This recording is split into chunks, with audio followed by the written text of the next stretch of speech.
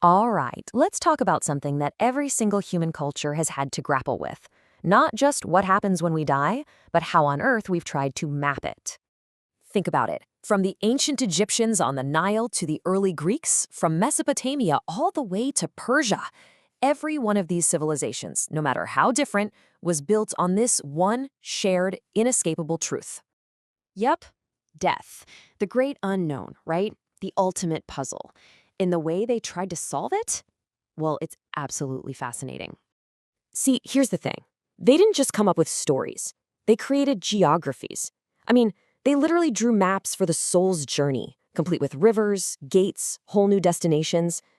But, and this is the key, these maps weren't really for the dead. They were blueprints for the living. So, you might be asking, why geography? Why turn death into a place? Well, it's kind of simple when you think about it. Giving the unknown a structure, it makes it feel manageable.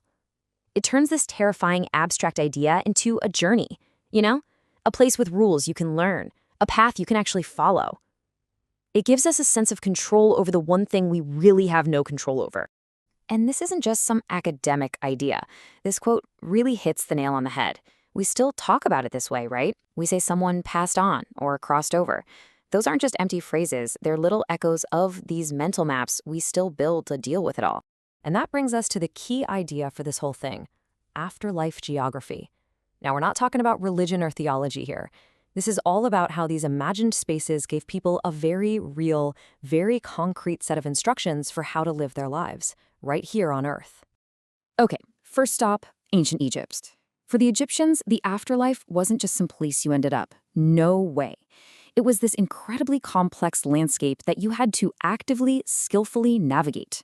Survival after death? It all came down to knowledge and a whole lot of prep. So the Egyptian underworld was called the Duat, and let me tell you, it was a seriously dangerous place. Imagine this. You have to travel through 12 gates, one for each hour of the night, and each one has these monstrous guardians and demons.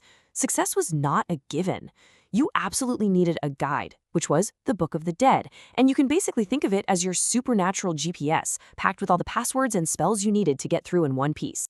But okay, let's say you make it through all 12 gates. The journey's not over.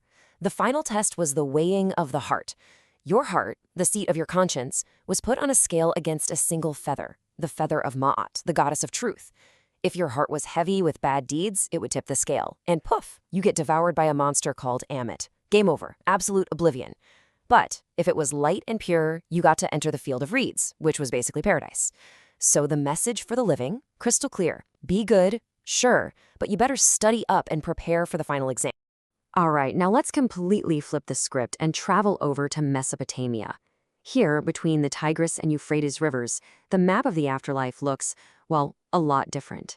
It's not a journey of hope. It's more like a one-way ticket to a pretty grim, unchanging place. And this is such a brilliant example of how a civilization's actual environment can shape its entire vision of what comes next. In Egypt, you have the Nile. It floods predictably. It gives life. So of course, their beliefs are full of order and rebirth. But in Mesopotamia, the Tigris and Euphrates were violent, destructive, and totally unpredictable. This created a worldview where the gods felt harsh, and life and death were just uncertain. Their underworld was called Urkala, the land of no return. Just imagine a dark, dusty cave deep underground where everyone, kings, farmers, heroes, everyone ends up in the exact same spot. There's no judgment, no reward, no punishment. Just this dreary, eternal existence as a shadow. The only bit of comfort you might get is from the living, if they remembered to pour out drinks for you. The instruction here is so stark. Your only real shot at immortality is having kids who will remember your name. That's it.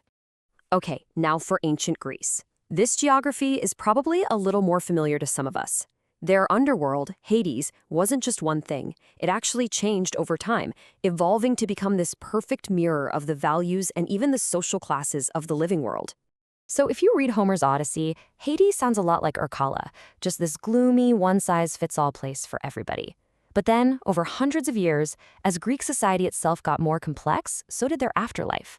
It started to get different neighborhoods, if you will. A whole system of judgment popped up. The map of the underworld basically developed a class system. And this is where it gets really interesting. You've got this clear stratification. The absolute best, the heroes, the really virtuous, they got to go to the sunny Elysian fields, paradise. Then you have the vast majority of people, the ordinary folks, who went to the asphodel meadows. Not bad, not good, just a gray, mindless existence. And then, for the truly wicked, you had Tartarus, a deep pit of eternal punishment. The message this map sends is loud and clear.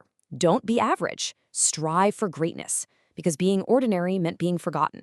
Okay, for our last map, we're looking at ancient Zoroastrianism, and this one is a total game changer. Here, the geography isn't just the place where you get judged. The geography is the judgment. So check this out. After you die, your soul has to cross something called the Chinvat Bridge. But this is no ordinary bridge. For a good, righteous person, the bridge becomes wide and easy to cross, and it leads you straight to paradise, the house of song.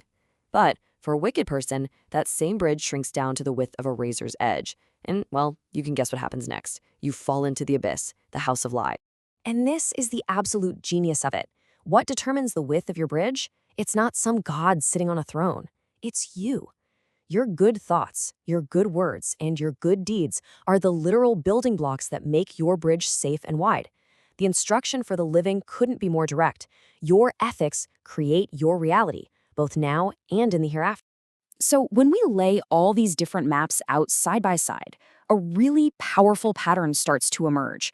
You realize these incredibly detailed geographies of the afterlife, they were never really for the dead at all. They were blueprints for how to live. Egypt's dangerous duat told you to live an ordered life and to prepare. Mesopotamia's dreary house of dust told you that family and memory were everything. The Greeks' cured underworld pushed you to be a hero, to be remembered for great deeds. And Zoroastrianism's transforming bridge, it demanded that you live an ethical life, every single moment. Each map solved the terrifying problem of death by giving you a clear set of instructions for life. And that's really the core takeaway here. The beyond is, in so many ways, just a reflection of the society that dreams it up. We build these afterlives to reinforce the values we think are most important, to make sure our social order, our ideals, echo into eternity. Which, of course, leaves us with one last big question. If these afterlives were really just instructions for the living, what instructions are we writing for ourselves today? In a world that's mostly moved on from these old maps, what new geographies are we creating, and what do they tell us about what we value most?